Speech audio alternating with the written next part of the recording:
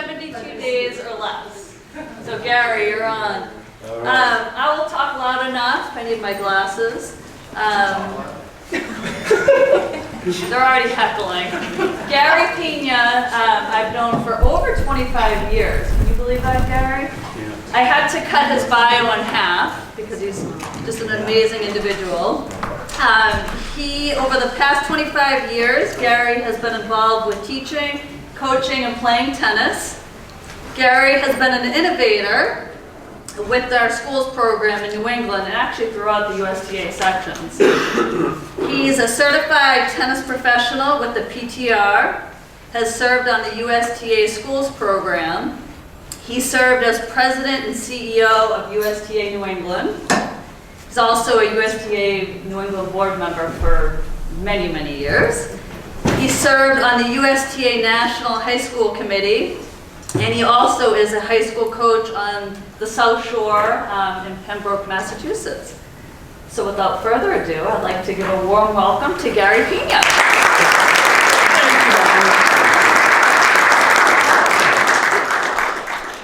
Okay, well, good afternoon. Can everybody hear me? Yes. My voice is loud and I may scare you, so just bear with me. First, a couple of things that I need to say to you all. Over my career involved in tennis, there's been at least a dozen people that have helped me move along. But I'd like to recognize a few of them because some of these people you know, some you may not know. First of all, as another coach and another professional tennis pro, I've had the opportunity to work with all 5 of these individuals over the last 25 to 36 years. And they've given me some insight, some direction, stayed up late with me to talk about tennis and high school tennis. So I just need to recognize them. And the first one is Mike Calendo.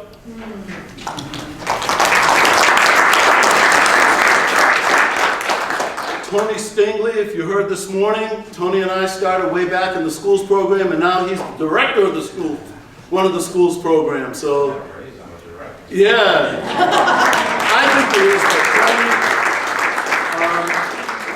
Tony, another, he's member of one of the board. He's a member of the board of USTA New England from Rhode Island, Doug Chapman, and he's a national coach of the year. For high school tennis. So, Jason Jameson, whose name you may not have heard, but if you have in the tennis circle, he was an innovator with myself on getting to schools and getting on the bus with school tennis. And also, I think our grandfather for all of us, Kirk Anderson. So just a shout out to that. So today I'm going to start out by trying to get to high school coaches. How many in here, by the way? Ooh, yeah, I love it. Get to high school coaches, something that I've done that has helped me over the last 15 years with the kids in high school. And it may be the right way, it's not the wrong way, but it's one of the ways that I can pass on and talk about. Here in New England, we have a unique situation.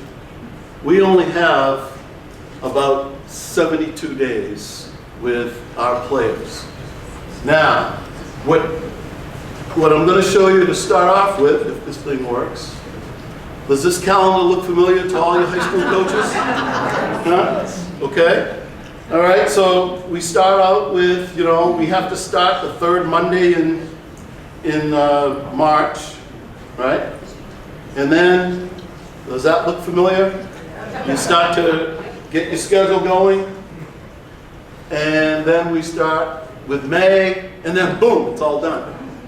Now, what's not on there, and the reason why I didn't put it on there is because I have so many notes about what happened on each one of those days. And the thing that bugs me is that, and I'll just go back to the first week. So the first week we were practicing, and we were at 50 degrees, 52 degrees, 47 degrees, 43 degrees, rain, very windy, rain, very windy, a little bit of snow. We had some snow one day. Then we go on to April, and our matches have started. And these are all notes that I took that I think all high school coaches should write down. Because what it does is when you're talking to your athletic directors, you can tell them, hey, look, we need to do something a little bit more for our high school team. Sometimes we're overlooked in the scheme of high school sports. So in April, we started our matches. And then you have the holidays and everything that goes with that. So then I've got on rain, holiday, rain, rain. So now we get into, I think I'm at the 14th, you know. Hanover, we played Hanover, but that was the start of class trips and things that go on with kids in high school. So they're all going all over the place. Then we move on to May, and May was tough. Now, Massachusetts, I can tell you, I'm not sure about the other states, but I've talked to all the other groups that are in charge of high school sports in everybody's state. Maine, New Hampshire, Vermont, Connecticut, Rhode Island, and Massachusetts. And it seems to be the same for everybody. So when we get into makeups, okay? And everybody knows about makeups. So we're in April, and now we go to May. And how many days do you have there for May? About 7 or 8 for makeups. But on those 7 or 8 days that we have for makeups, I'm going to tell you, light rain. It was cold and windy. Canceled because of rain. Couldn't get in the gym to practice. You know, one of the last days of the season for us, which would be the 26th, it rained. So our season is over. And now what do? Right? So a little reflection back on what should we be teaching these kids in the 38 days or so that we have with them. Because I'm not counting the matches, because the matches, they're playing. You want them out on the court playing. So, high school team practice plans have to include these 5 major shots for tennis. You all know these. I'm not going to go through them. But this is what we should be looking at. Okay? We'll talk about the serve because that's what starts the game and that's where we are with it. We have to be able to teach them the right grips. That's number 1.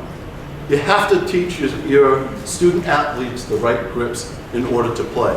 And if you're not teaching them the continental grip to help with the serve, start doing so. You need to teach the continental grip. Correct, Mike? Amen. Okay. So, all these things lead up to making your practices better. And what we need to look at is a plan.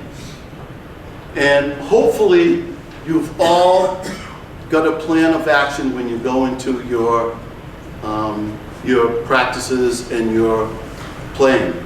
A couple of things that we really need to do is we need to give the skills to the players on each one of these shots.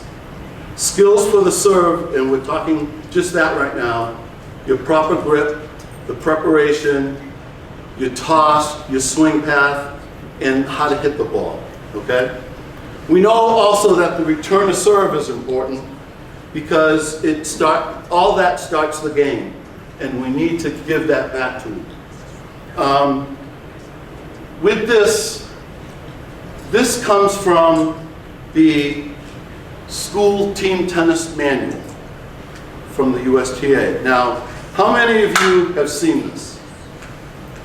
Not too many. Well, you're going to see it today. The other thing that we have, of course, your ground strokes, the forehand, the backhand, the volley, and we can't forget about the lob. right?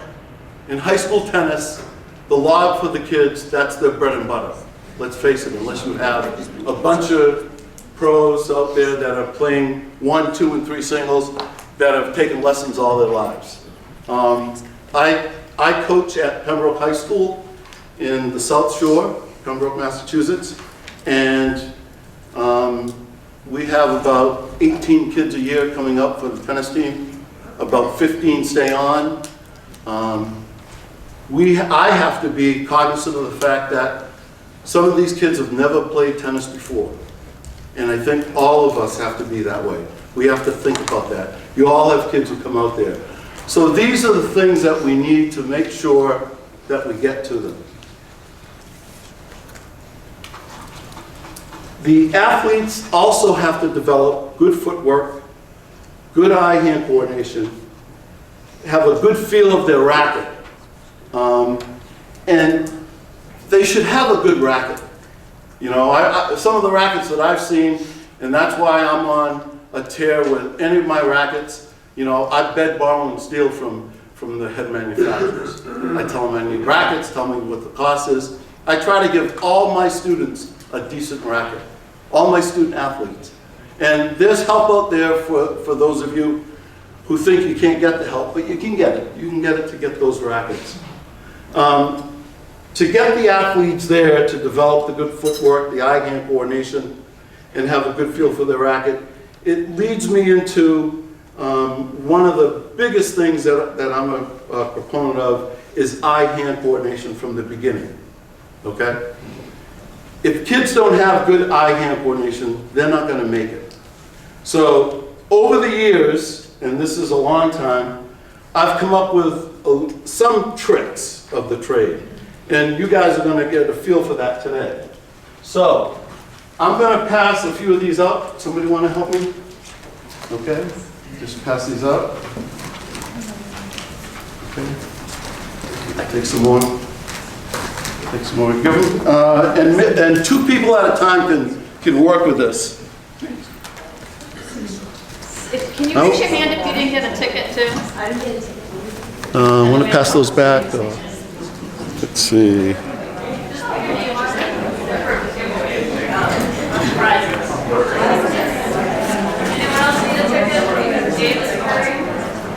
Okay, so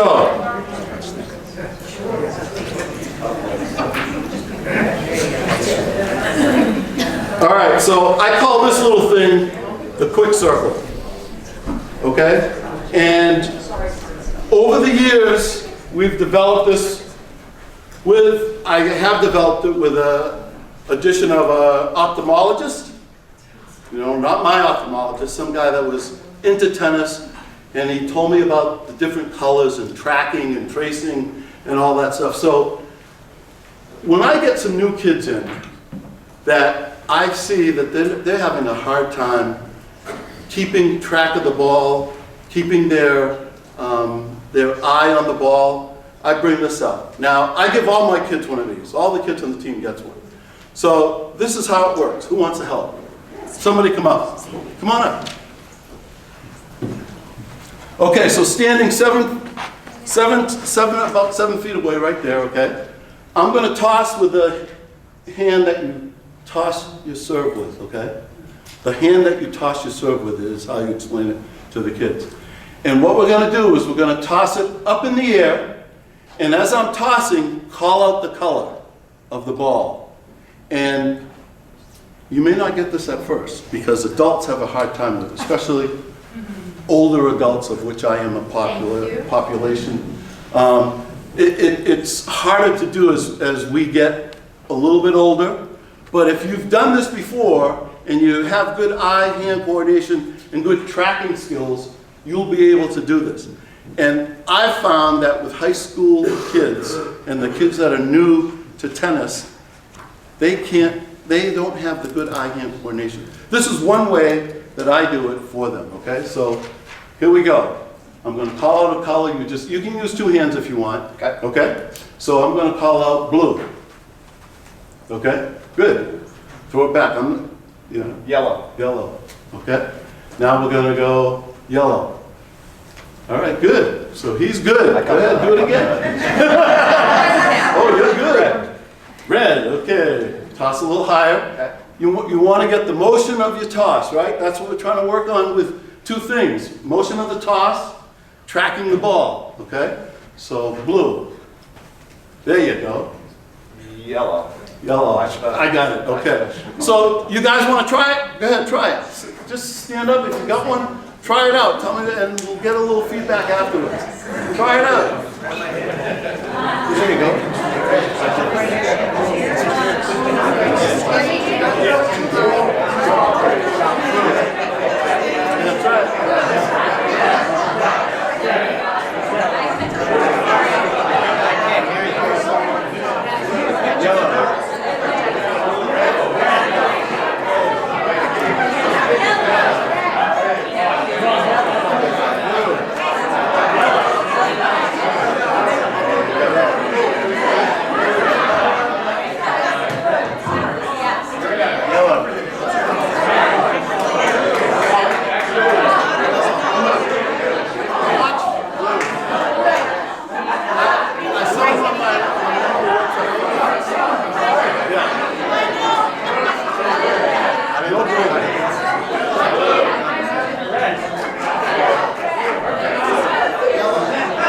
How we doing? You gonna try with somebody?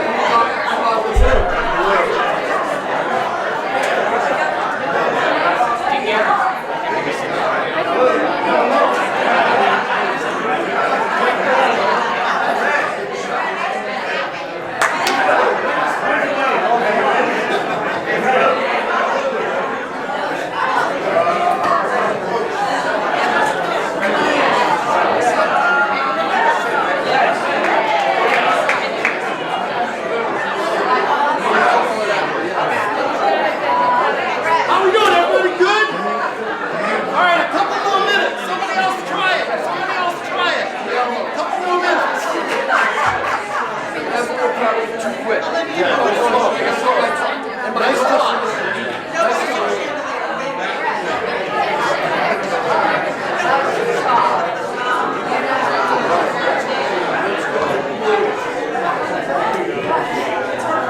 It's hard to keep her from spinning.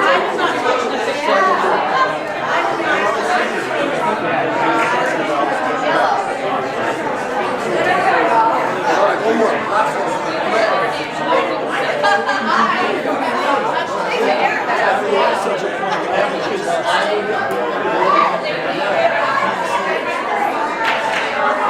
All right.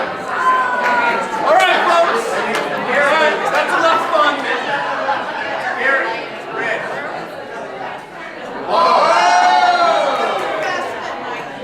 All right. So, eye-hand coordination. How'd we do? So now, just put yourself with that exercise. Put yourself in with a 13, 14-year-old who's never had tennis lessons, coming out for the, the varsity tennis team at your school. And what does it feel like to them after practice is over if they don't know anything? And so that got me thinking that I've got to get back, and coaches have to get back to the basics. We try to, we're looking ahead too far in the season because we all want to, and as coaches, I know I do, we all want to make that tournament. All right? That's the big goal for a lot of coaches.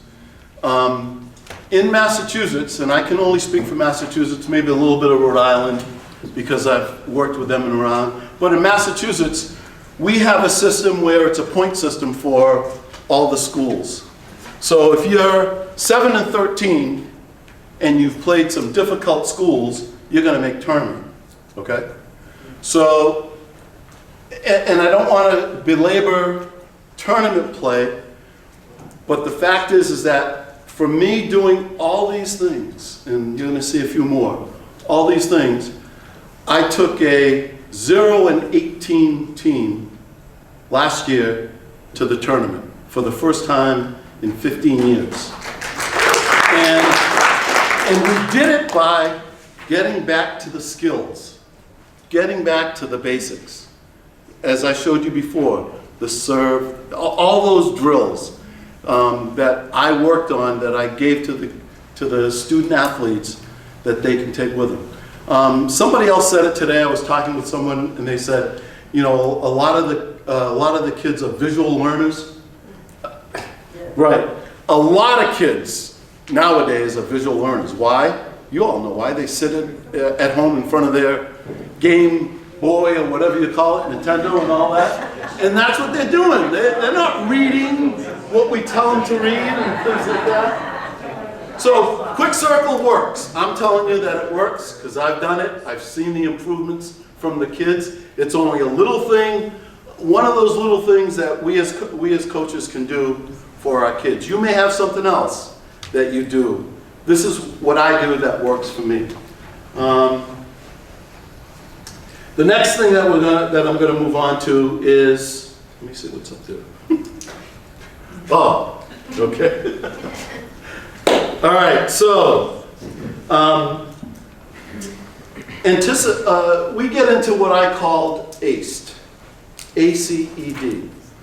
And when we've aced with the student athletes, I think that we've given them the fundamentals to move ahead and play the game of tennis for high school tennis. I'm not looking beyond high school tennis right now. I'm not looking at college. I'm not looking at them playing USTA junior tennis. If they want to, they can. But I don't have a lot of those kids. Give me a show of hands. How many have a lot of those kids in here? I know you do. And you do. And you do. And this is the point where I'll say that and everybody asks me about tennis recruiting. Well, what about tennis recruiting for high school kids?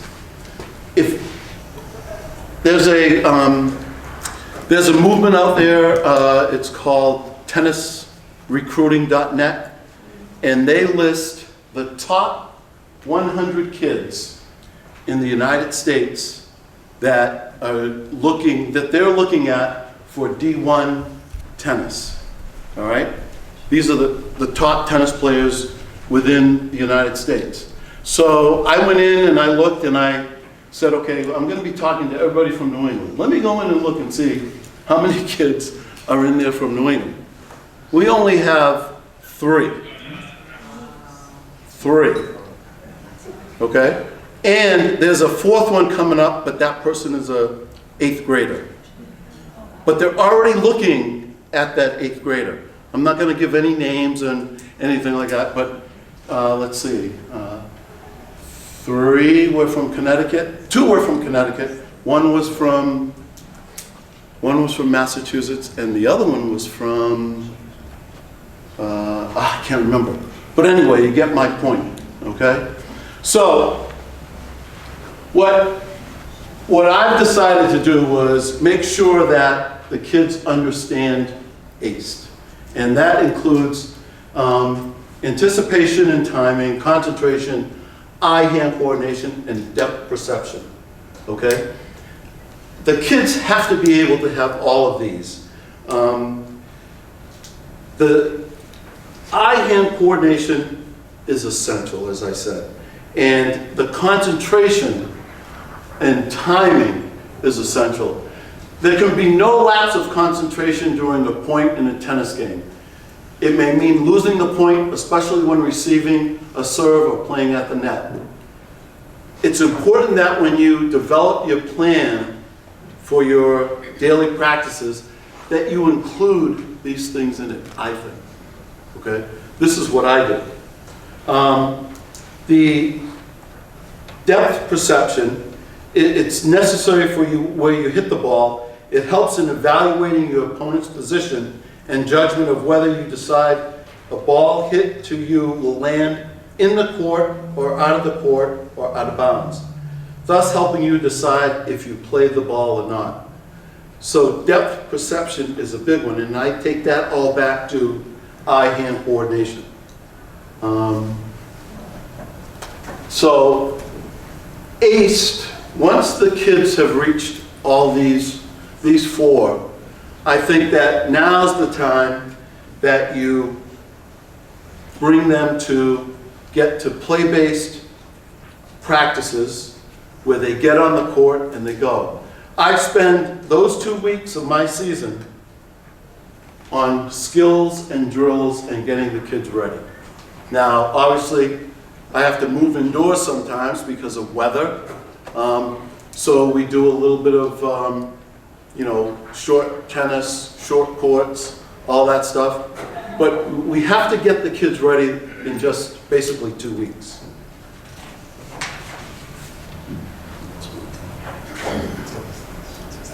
One of the ways that I do this is I've come up with a stroke consistency table. It allows the player and the coach to get an idea of the strokes that may need more attention during practice, has a general means of grouping new unknown players at the start of the season, and the shots attempted and shots made as well as notes made by the coach could prove to you to be very helpful when you develop your plan and developing your 1, 2, 3 players for singles, 1 and 2 doubles. So I use a 10 out of 10 is what I use. And then if they hit 10 volleys one day, 10 backhands, 10 lobs, 10 serves, I make a note of that, how many they get, make notes. They keep that. I give them a little folder and I'll show you exactly what I give to them. They keep they keep that with them, and what I do is coordinate that so that when we do this, I write it down on their paper and they keep it with them so they can read it. They take it home, they have something visual to see. It's just another tool that I think helps.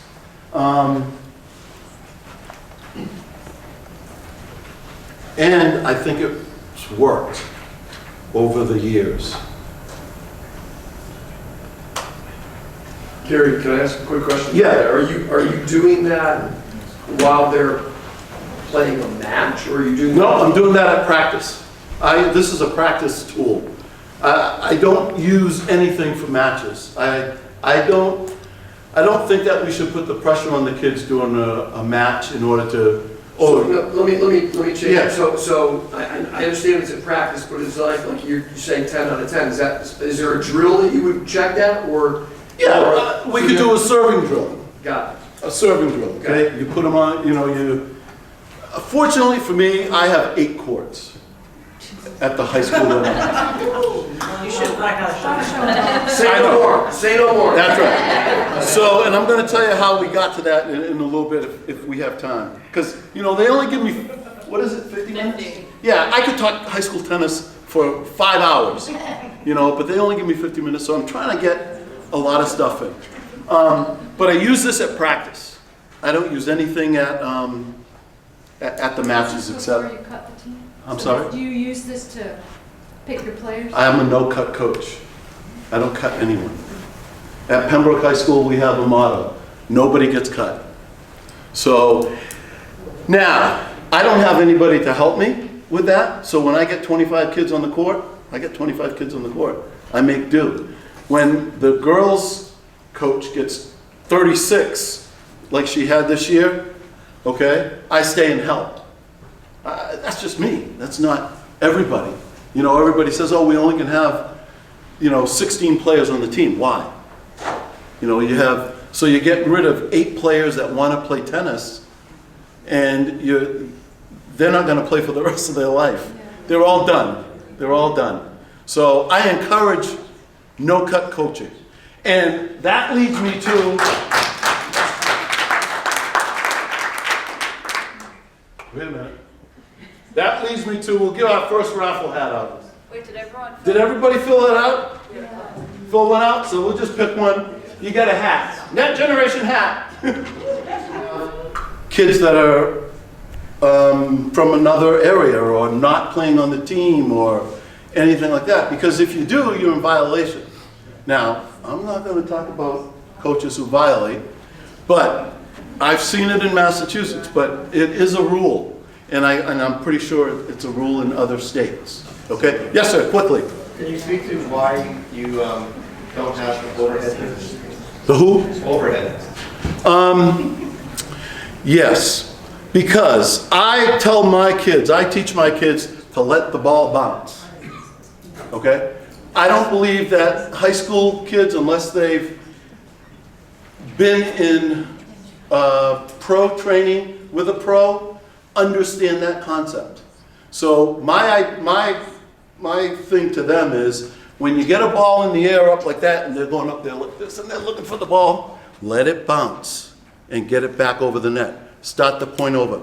That time will come for them when they feel comfortable. And when I look at that and I think they feel comfortable, I'll teach the smash to them. But right now in high school sports where you have like, I don't know, is there anyone in here who has 1, 2, and 3 that are like phenomenal on their team? We usually only have a number 1, right? That's what it is in high school tennis. You only have 1. So the other ones really can't do that unless they learn the skill, okay?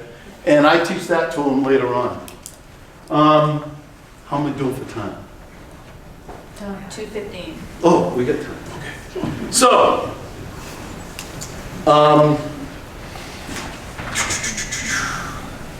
so then we go into, I asked this before, how many had seen this, and not a lot. My goodness, I can't believe it. But you wouldn't know that unless you came to one of these things. So that's why it's glad. Now, what we're going to do, and I brought 37 high school coaching manuals for middle school and high school. So the high school coaches that are here, if you're a high school coach, I'll give you one of those, okay?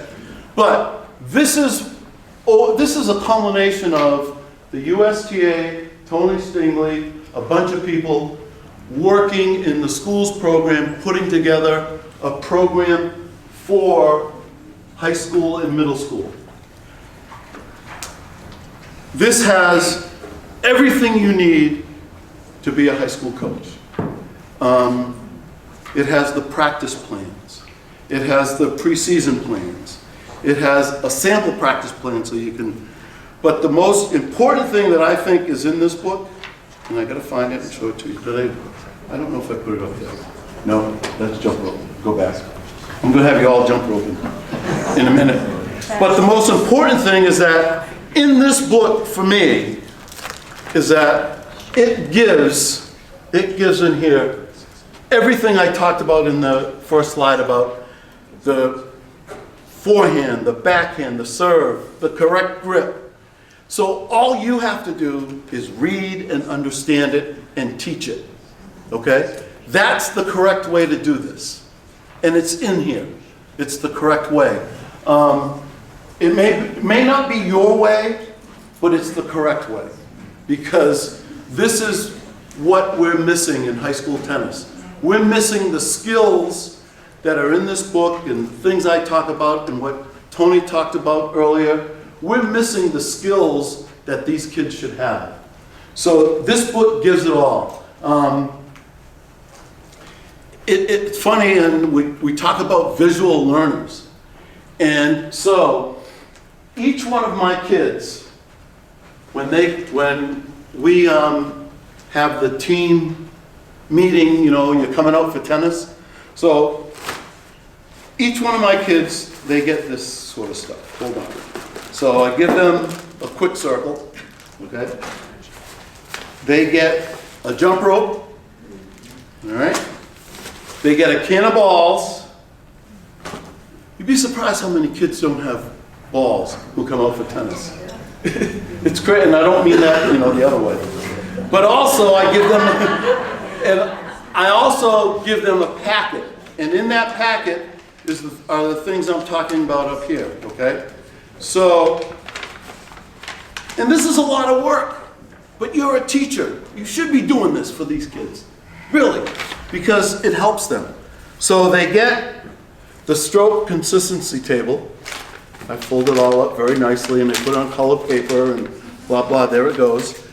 I give them some flexibility exercises, some exercises that they can see that they have to do and what they should be doing at home or they can do by themselves. And I also give them a copy of everything that I talked about from the manual. The serve, the forehand, everything. It shows the grip. And then when I teach the grip, I show them, I said, did you read your homework? You know, this is homework for them. All my kids get homework, you know? And the good thing is that they did it. You know, this is something that they want to do. And I think it's important that we as coaches and teachers try to give them what it is that they need to succeed in the game of tennis for high school sports. So this is one way that I can do it. And there's a few more things that I'm going to talk about. So the other thing that I give them, and that's the end of the year, but I had it in this bag, I'll talk about it now, is, and I've got it up there, so I give them a time capsule at the end of the season. And I give them a ball that I sign, and then they get all their players to sign. But this is a time capsule of everything that they did in the season. All the matches that they played, everything that they did. What else are you going to do with the empty ball cans that you throw away? You know, come on. Think about it, you know. It's an easy thing. Put their stuff in there. You know, hey Woody, how are you? Nice to see you. I didn't see you earlier. But it's an easy thing to do, and it doesn't cost you anything, really. It costs you the paper that's in there and maybe a ball. Tell your athletic directors that Gary Pina said to buy balls for the team. But, yes. Who pays for your bag? I do. I'm not about the money. So high school coaches, I'm a teaching pro. I know that I'm going to get some of those kids to come to me afterwards. That I'm going to get their brother and their sister, you know. So that's how I look at it. High school coaches don't make a lot of money. You know, I mean, I don't know what you guys make, but I'll tell you what I make. I think it's up to $3,600 for the year, where I am. I think, because I don't accept a check. I say, put it in my tennis budget and let me buy all the stuff that I need to buy for my kids. So that's what I do. Yeah, you know, that's just me. I'm not a rich person, but I do it in order to make sure that I have everything that I need for the kids to succeed. So where the hell did I put that? Oh, there it is. Okay, and if I go all over the place, just raise your hand and stop me, because I can go on forever. So, high school and middle school team tennis manual, it's a godsend. And it's, as I said, it's been a number of years in the making, and it's here, and you guys should know about it. At the end, there'll be some names up there where you can contact the people locally in order to get it. But we're going to try and give it out to I'll give some out to the high school coaches, and if there are any left over, we'll give them out to the rest of them, okay? But we can get more. All right, so you get to, why does he have jump roping up there? Because I have found that the one thing that the tennis kids hate to do is run. They hate to run. I mean, anybody disagree with me?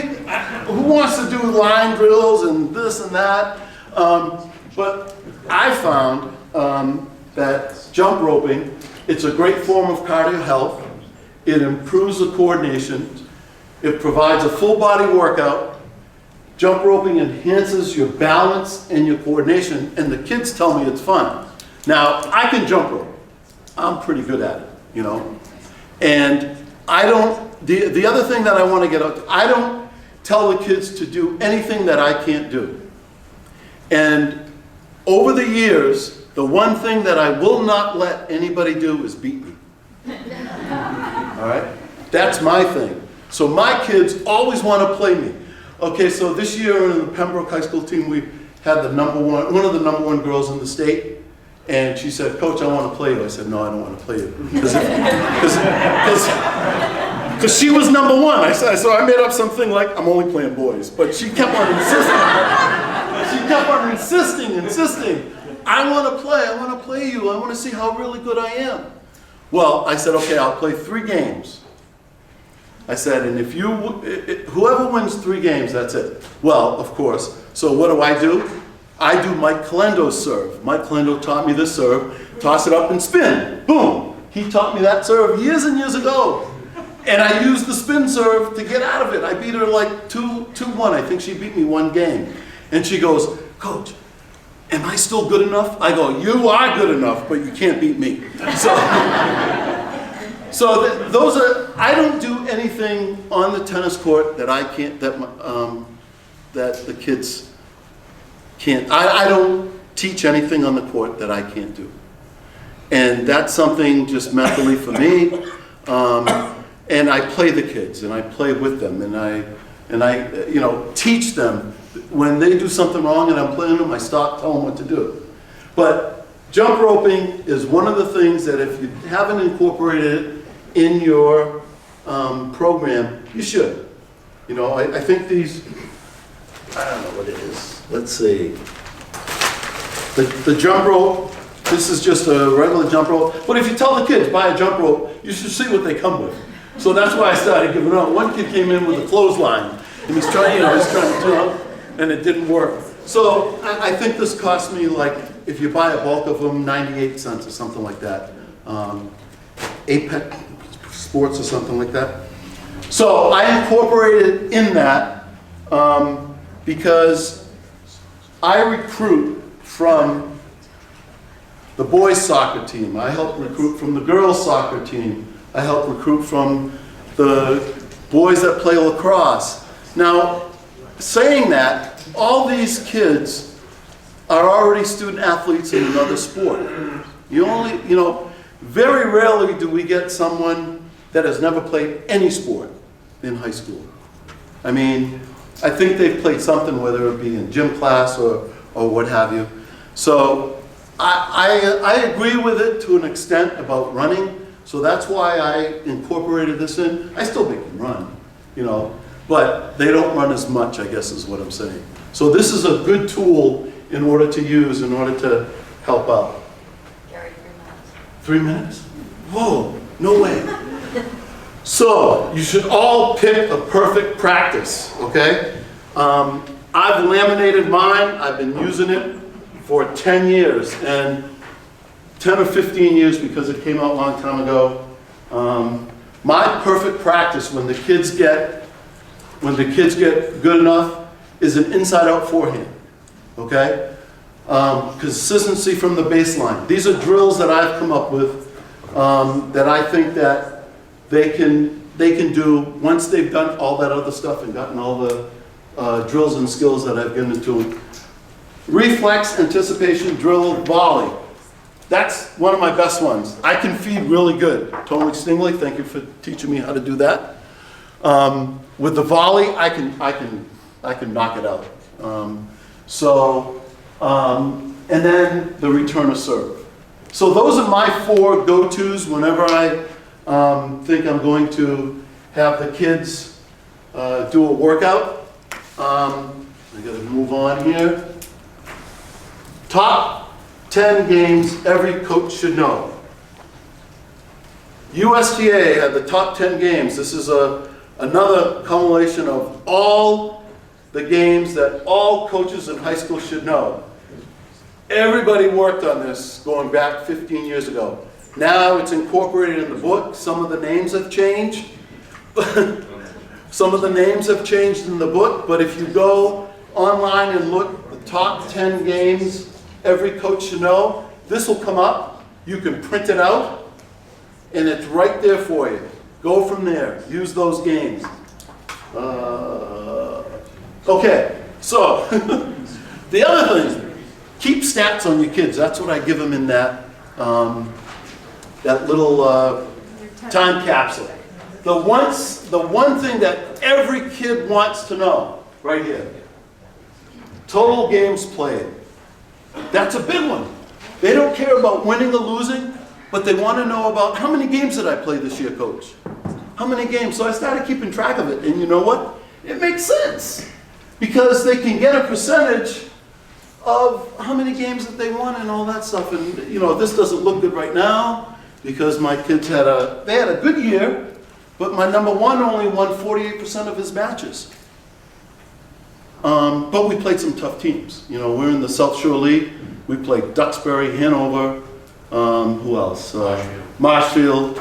I live in Marshfield and I play them because yeah, all those teams. Good teams with a bunch of kids. You know, a lot of those schools have more kids than we do. But that was one of the things that, so total games played in the season.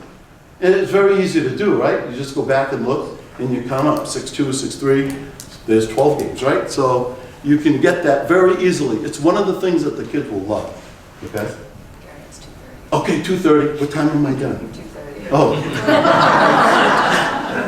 So, very quickly, get a team app for your team so you can at least get all this information to your players, and you probably have it at school, and also to your parents, okay?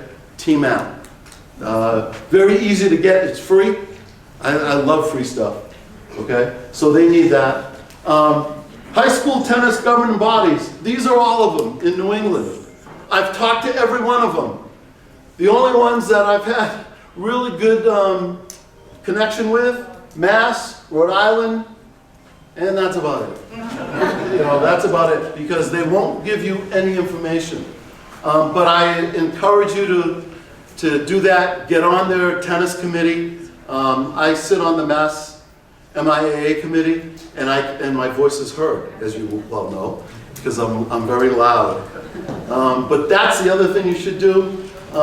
Make sure you know who it is. If you want to know any questions about high school tennis and getting some more booklets, Kelly Day, Junior Competition Manager for USTA, and Kelly Gately, the Coach Development Coordinator. Oh, wait a minute. We got another hat to give away. Give away another hat, very quickly. Here. Give me one. Because they're going to throw us out. David B. Oh, there you go, David B.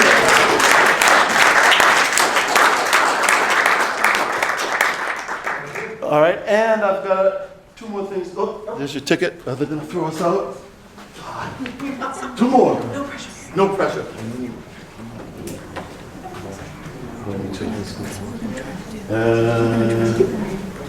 Okay, and this is Frank Constantino. Hey. There you go.